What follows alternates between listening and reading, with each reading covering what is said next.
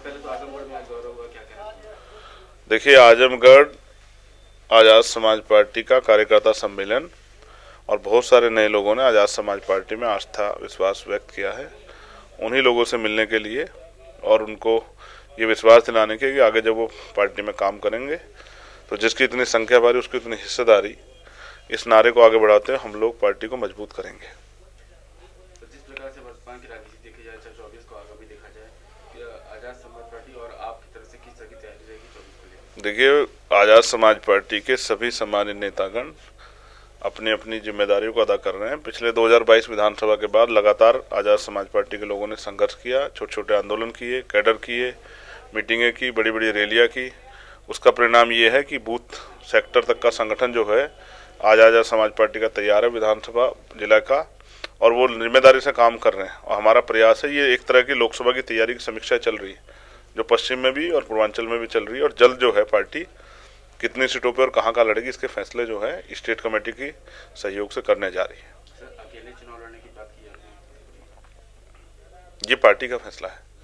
अभी बहुत सारे विकल्प खुले हुए, लेकिन पार्टी की जिन सीटों पर तैयारी है पार्टी उस हिसाब से अपने काम को कर रही है। स्टेट की जब रिपोर्ट्स आ जाएगी उसके आधार पर पार्टी निर्णय लेगी। सर, तमाम सवाल हो रहे हैं ईवीएम को लेकर, चाहे न रखी जा रही है, जितनी बातें आती हैं, चुनाव जब आता है तो ऐसी बातें आती हैं, इसको लेकर आप क्या राजनीति होती है ईवीएम को लेकर जो सही बात है? देखिए, सवाल ये है कि आप 1 रुपए का सामान भी खरीदते हो तो आप उसमें उसको कई बार चेक करते हो। जो वोट जिसका मौका 5 साल में एक बार मिलता है अपने लोकसभा के मेंबर का चयन करने का या विधानसभा के मेंबर का चयन करने का, उस वोट को, अगर उस वोट पे जनता को शंका है तो चुनाव आयोग की जिम्मेदारी है कि वो शंका को दूर करें। इलेक्शन कमिश्नर इसलिए नियुक्त हुए, उनको तनख्वाह इसलिए मिलती है कि वो फ्री एंड फेयर इलेक्शन कराएं, जनता की जो शंका है उनको दूर करें। जनता की शंका दूर करने के कारण ना करने के बावजूद वो ये कहते हैं कि भाई जनता बताए ईवीएम में मिस्टेक। अगर ईवीएम में मिस्टेक नहीं होती तो सुप्रीम कोर्ट ने वीवीपैट क्यों लगाई?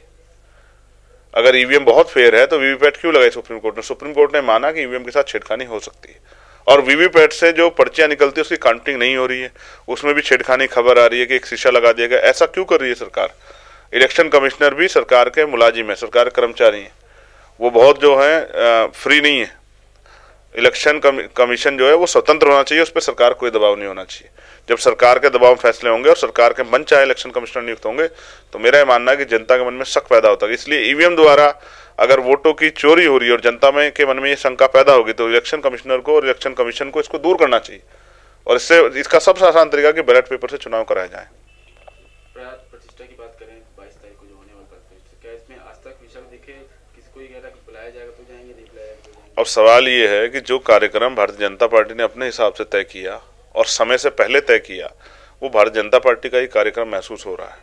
इसलिए जो भी लोग, क्योंकि ये आस्था का विषय है, जिसका जब मन होगा वो जाएगा, कोई उसके लिए किसी को बाध्य नहीं कर सकता, कोई उसके लिए किसी से जो है कोई से जबरदस्ती नहीं कर सकता। तो मैं मानता हूँ कि बहुत सारे लोग अब जा रहे हैं, बहुत सारे लोग बाद में जाएंगे, और धर्म आदमी का व्यक्तिगत विशेषाधिकार है।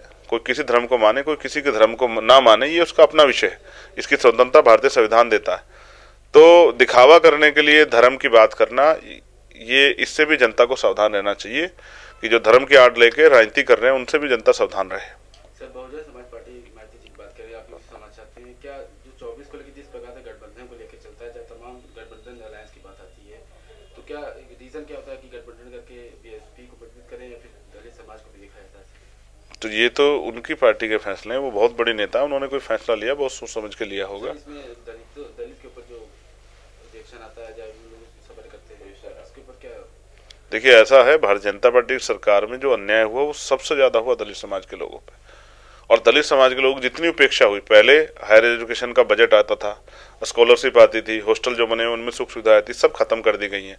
पहले सरकारी नौकरी आती, दलित समाज के लोग आगे बढ़ते थे, पिछड़े वर्ग के लोग आगे बढ़ते थे, वो खत्म हो गई है। पहले जो है तमाम तरह से एससीपी का पैसा आता था, कुछ बजट आता था उनकी तरक्की के लिए, हॉस्पिटल बने, उनके लिए कोई और इंतजाम किया जाए, उनको बिजनेस करने के लिए छूट मिले, लेकिन अब वो सब पैसा जो है वो सारा पैसा काट के अन्य अन्य जगहों पे लगा जा रहा है। इस सरकार को दलितों की चिंता नहीं है। प्रमोशन में रिजर्वेशन का मामला आप देखिए, इतना बड़ा इशू है प्रमोशन। सुप्रीम कोर्ट ने भी कहा कि प्रमोशन में रिजर्वेशन मिलना चाहिए। फिर मैं दोबारा से आपसे बताऊंगा कि प्रमोशन में रिजर्वेशन मिलना चाहिए, सुप्रीम कोर्ट ने भी कहा। उसके बावजूद भी इस सरकार ने प्रमोशन में रिजर्वेशन SC ST OBC के लिए लागू नहीं किया। इसका मतलब दलित सम्मेलन करने वाली भारतीय जनता पार्टी दलित समाज की सबसे बड़ी विरोधी है। इनसे जनता को सावधान करने के लिए हम लोगों को लगातार समझा रहे हैं। इसके बाद मायावती जी को गठबंधन करना चाहिए। देखिए, मैं तो चाहता था कि बहन जी गठबंधन का हिस्सा बने, लेकिन अगर उन्होंने कोई फैसला लिया तो वो सोच समझ कर। मैं नहीं चाहता वोटों में किसी भी तरह की टूट हो। आज सब लोगों को मिलकर निडरता से CBI, ED, इनकम टैक्स, झूठे मुकदमे, तमाम तरह की चीजों को पीछे छोड़ते हुए समाज हित में, देश हित में, लोकतंत्र के हित में, संविधान के हित में फैसले लेने चाहिए, जिससे कि जनता का फायदा हो। और जो लूटपाट की राजनीति, भ्रष्टाचार की और पूंजीपतियों की राजनीति, सामंतवाद की राजनीति भारतीय जनता। नमस्कार, मैं हूं मानक गुप्ता। अगर आपको हमारा ये वीडियो पसंद आया हो तो इसे लाइक और शेयर जरूर करें, और हां, हमें सब्सक्राइब और फॉलो करना ना भूलें, ताकि आप देश और दुनिया की कोई खबर मिस ना करें। तो जुड़े रहिए हमारे साथ और देखते रहिए News 24।